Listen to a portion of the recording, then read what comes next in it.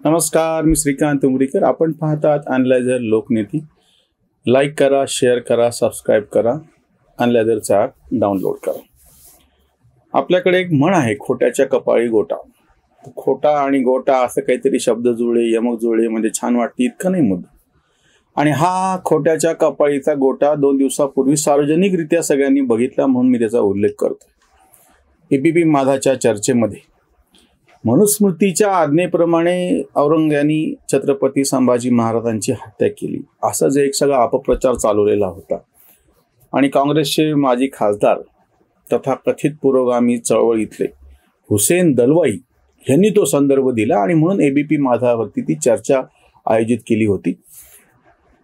आमचे संपादक मित्र, पत्रकार मित्र सुशील कुलकर्णी त्याच्यामध्ये सहभागी होते आणि त्याच्यावरती एक सविस्तर व्हिडिओ त्यांनी काल आमच्याकडे टाकलेला आहे, जरूर बघा. या निमित्तानं जो मुद्दा समोर येतो की एखादं खोटं, एक फेक नॅरेटिव्ह वारंवार पसरवायचं, वर्षानुवर्ष चालवायचं. आणि जेव्हा प्रत्यक्ष याचा पुरावा मागितला, ती चर्चा सगळ्यांकडे आहे, आम्ही ती फक्त क्लिप त्यांच्या कॉपीराईट असल्यामुळे दाखवू शकत नाही इतकंच, की याचा पुरावा काय आहे. हुसेन दलवाई सांगतात की कोकाटेच्या पुस्तकामध्ये संदर्भ आहे. कोकाटेंना विचारलं, योगायोगानं कोकाटे आले त्या चर्चेमध्ये आणि जेव्हा त्यांना विचारलं की तुम्ही कुठल्या आधारानं हे लिहिलं, कोकाटे म्हणतात तर्काच्या आधारानं लिहिलं. म्हणजे कुठलाही पुरावा नाही, फक्त केवळ तर्क करायचा, कल्पनेमध्ये वाटलं म्हणलं की संपून टाकायचा विषय. हे जे पद्धत आपल्याकडे झालेली आहे की मनुस्मृती, मग सुशील कुलकर्णीने सविस्तर त्याच्यावरती व्हिडिओ करून त्याच्या चिंध्या करून टाकल्या त्या तर्काच्या. म्हणजे एक तर सगळ्यात पहिली गोष्ट म्हणजे मनुस्मृतीतल्या सांगितलेल्या आज्ञेप्रमाणे संभाजी महाराजांची हत्या हलाल करून औरंग्यानी केली याचा पुरावा नाही, हे पहिले समोर आलं. दुसरी गोष्ट म्हणजे जे मनुवाद, मनुस्मृती, पुन्हा हमें चाहिए आझादी, मनुवाद से आझादी, ते सगळे भाषण आहेत ना कन्हैयाकुमारचे जुने, आठवून बघा 10 वर्षापूर्वीची JNU मधले. आणि हे सगळे लिमराडून त्याचं कौतुक करतात ना. सुशील कुलकर्णींनी ते जे सगळं हे जे खोटं नॅरेटिव्ह होतं की म्हणजे मनुस्मृती लिहिली कोणी, कुठल्या राजाच्या काळातली होती, रामाच्या वंशातला जो आधीचा त्याचा जो राजा आहे इक्ष्वाकू वंशातला, त्या मनु राजाच्या काळातली, जो क्षत्रिय होता त्याच्या काळातली, लोकांनी वागावं कसं अशा अर्थाने कायद्याचं पुस्तक असलेली मनुस्मृती, त्याचा ब्राह्मणाशी संबंध जोडता कशासाठी? तेच नाही. आज मला ह्या निमित्तानं तुमच्या समोर जो मुद्दा मांडायचा आहे, हा जो बदमाशपणा चालतो ना, कोकाटेंनी काहीतरी लिहायचं, तो संदर्भ घेऊन हुसेन दलवाई बोलणार, हुसेन दलवाईच्या संदर्भानं अजून कोणीतरी गावचे पंटर जे आहेत सगळे काँग्रेसचे, ते काहीतरी बडबड करत राहणार. हा जो खोटारडेपणा आहे ना, तसंच एक दुसरं तुम्हाला मी सांगतो या निमित्तानं होणार आहे. पेशवांनी कसं मराठी राज्य बुडवलं. पेशवाई हा शब्द फक्त बोलण्यामध्ये आहे, लेखी जी नोंद आहे. सरदेसाईंनी रियासतीचे खंड लिहिलेले आहेत, त्याच्यामध्ये मराठा रियासत असा शब्द आहे, पेशवाई रियासत असा शब्द नाही. जसं मुसलमानी रियासत, मोगल रियासत असा शब्द आहे, त्याच्यानंतर मराठा रियासत, ब्रिटिश रियासत असे त्यांनी ते खंड लिहिलेले आहेत. मराठेशाहीचा इतिहास हा मराठेशाहीचा इतिहास आहे, छत्रपती शिवाजी महाराजांनी स्थापन केलेलं राज्य, पेशवाईचं राज्य स्थापन केलेलं नाही.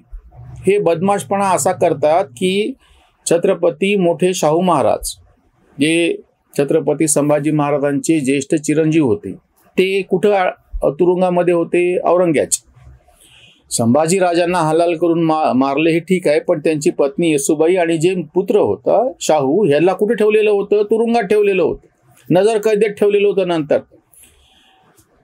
औरंगजेबाचा मृत्यू झाल्याच्या नंतर ह्या आपल्या छत्रपतीला बाळाजी विश्वनाथ यांनी सोडून आणलं.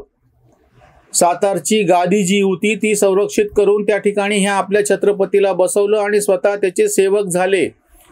पेशवाई ही त्याचं एक पद आहे, त्या संपूर्ण आपल्या मराठा रियासतीचं, मराठा गादीचं, जे छत्रपतींनी निर्माण केलेल्या स्वराज्याच्या गादीतलं एक फक्त पद आहे, पेशवे.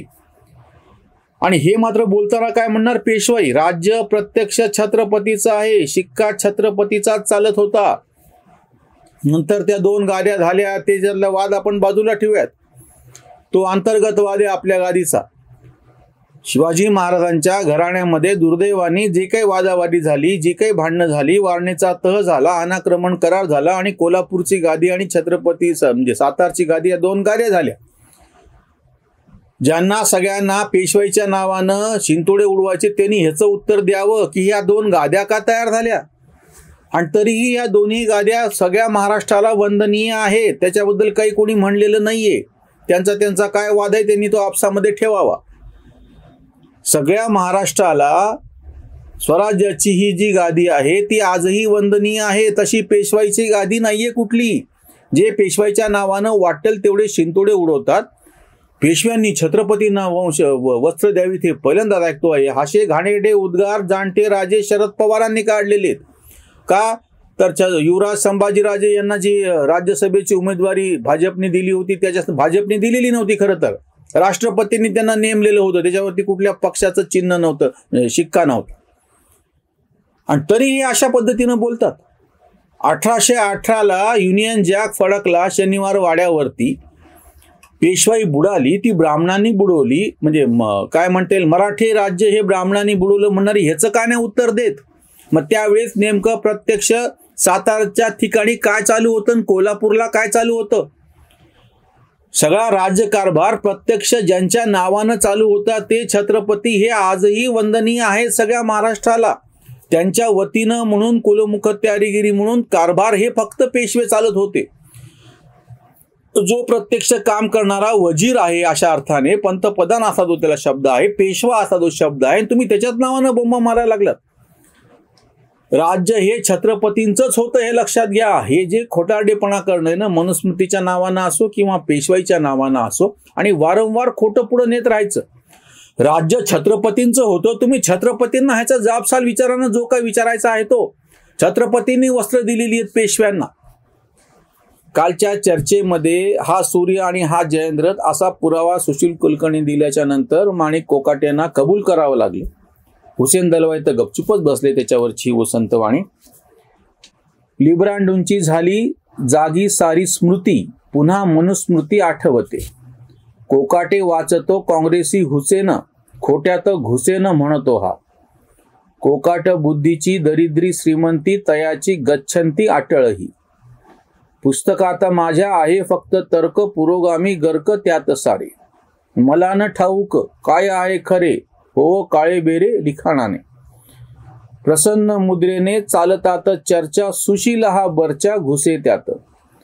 कांत म्हणे फेक नॅरेटिव्ह सारे, उमटले चरे विवेकाला, उमटले चरे विवेकाला. कुठलीही विवेक बुद्धी ठेवायची नाही, वाटेल तशी चर्चा करायची.